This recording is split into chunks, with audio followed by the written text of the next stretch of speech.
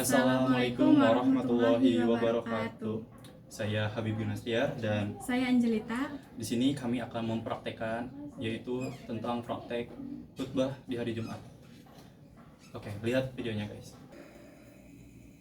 Innal hamdalillah nahmaduhu wa nasta'inuhu wa na'udzu billahi min syururi anfusina wa min sayyiati a'malina. Man yahdihillahu fala mudilla wa man yudlilhu fala hadiyalah.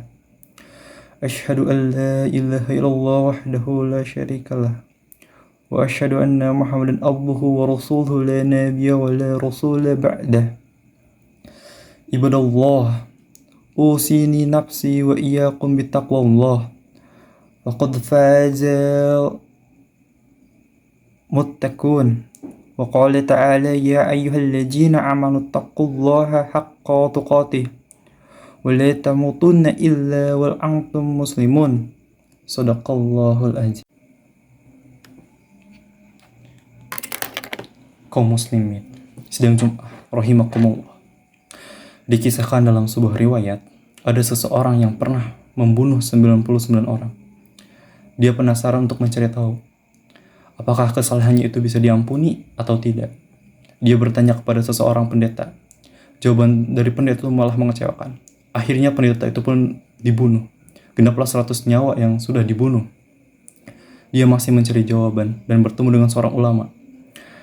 Pembunuh ini bertanya kepada ulama tersebut terkait masalahnya. Apa yang menghalangimu dengan taubat? Pergilah kamu ke suatu daerah di mana daerah tersebut banyak orang beribadah. Dan jangan kamu kembali, karena tempat tinggal sekarang tidak baik untukmu, jawab ulama tersebut.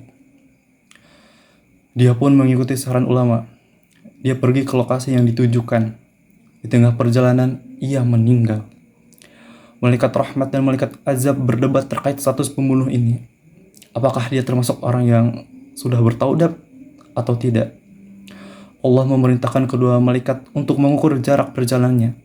Kalau dia sudah dekat dengan tempat yang dituju, berarti dia termasuk golongan orang yang bertaubat. Tetapi kalau masih jauh, dia tidak termasuk orang yang bertaubat. Setelah diukur, ternyata perjalanannya sudah dekat dengan kampung yang dituju. Malaikat rahmat pun akhirnya merangkul pemuda tersebut. Hadis riwayat Bukhari dan Muslim. Jamaah sidang Jumat rahimakumullah. Kisah ini menunjukkan bahwa Allah senantiasa mengampuni hambanya. Sebanyak apapun dosa yang pernah dilakukan, pintu rahmat Allah terbuka lebar bagi hambanya yang mau bertaubat. Jangan sekali-kali kita mengira bahwa Allah tak akan mengampuni dosa kita. Sebesar apapun kesalahan yang dilakukan, asalkan disesali, tidak diulangi, dan selalu minta ampun kepada Allah, pasti akan diampuni. Dalam hadis riwayat Anas bin Malik, Rasulullah Shallallahu Alaihi Wasallam bersabda, "Lau ahtatum hatta tamla'a khatayakum ma baina as-sama'i wal ard, summa astaghfartumullahu laghafurul lakum."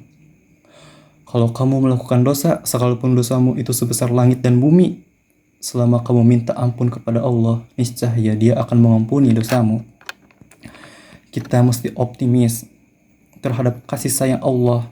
Dalam istilah tasawuf, sikap optimis ini disebut dengan al-raja, yaitu meyakini bahwa Allah senantiasa menyayangi hamba-hambanya dan membuka minta maaf seluas-luasnya bagi mereka yang berbuat kesalahan.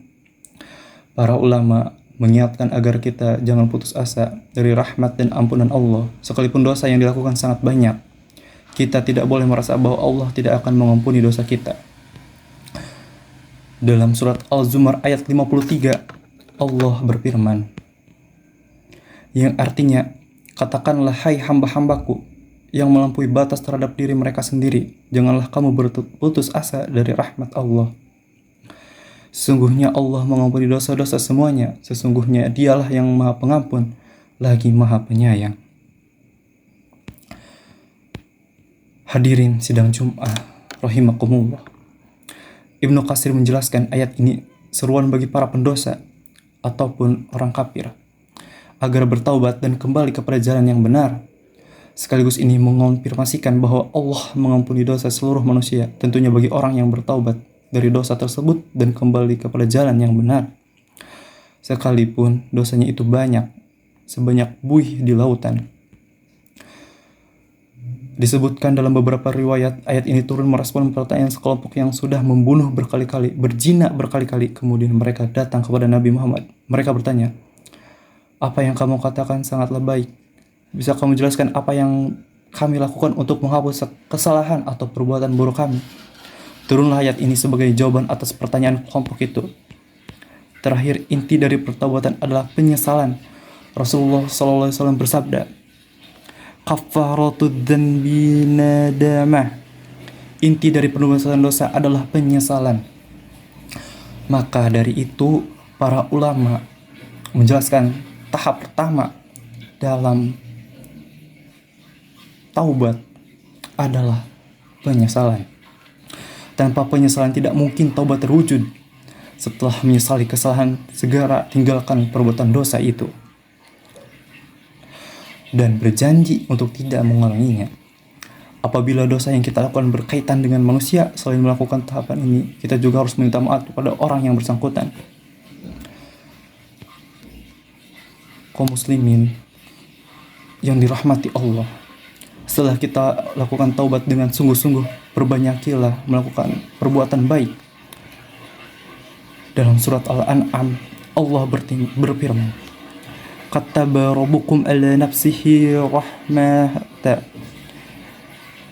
annahu man amila minkum suwa'a bi jahalati summa taba min ba'dih wa aslaha fa'annahu ghafurur rahim."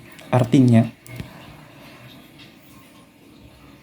Tuhanmu telah menetapkan atas dirinya kasih sayang, yaitu bahwasannya barang siapa yang berbuat kejahatan di antara kamu lantaran kejahilan, kemudian ia bertaubat setelah mengerjakannya dan mengadakan perbaikan, maka sesungguhnya Allah Maha Pengampun lagi Maha Penyayang. Semoga kita termasuk orang yang selalu bertaubat kepada Allah. Barakallahu li wa lakum fil Qur'anil azim. Wa nafa'ani wa iyyakum bima fihi min ayatil wa dzikril hakim. Wa taqabbala minkum tilawatu innahu huwas samiul alim. Uqulu qawli hadza wastaghfirullahal azim li wa lakum fastaghfiruh innahu huwal ghafurur rahim. Bismillahirrahmanirrahim.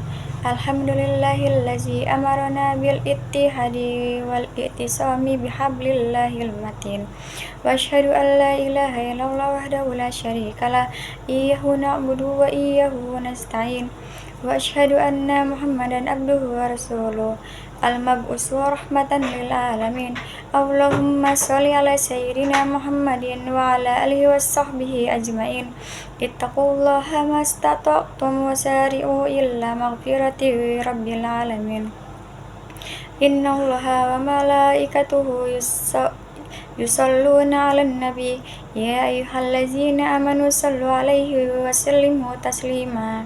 Wassallallahu ala sayyidina wa maulana Muhammadin wa ala alihi wa sahbihi wa sallam. Allahumma ighfir lil mu'minin wal mu'minat wal muslimin wal muslimat al ahya'i minhum wal amwat innaka sami'u qaribu mujibu da'awati wa ya qadil hajati bi rahmatika ya arhamar rahimin. Allahumma inna na'udzubika minal azabi jahannam wa na'udzubika minal azabil kubur wa na'udzubika min fitnati masihid dajjal wa na'udzubika min fitnatil mahya wal mamat. Allahumma inna na'udzubika min alhami wal hajani wa na'udzubika min ajri wal kasal wa na'udzubika min jubni wal jukhli wa na'udzubika min ghalabati dayni wa qahri rijali. Rabbana atina fid dunya hasanah wa fil akhirati hasanah wa qina azabannar. Amin amin amin ya rabbal alamin. Baik, itu saja praktik khutbah Jumat dari kami. Mohon maaf bila banyak kesalahan yang kami perbuat. Itu saja. Bila taufiq wal hidayah. Wassalamualaikum warahmatullahi wabarakatuh.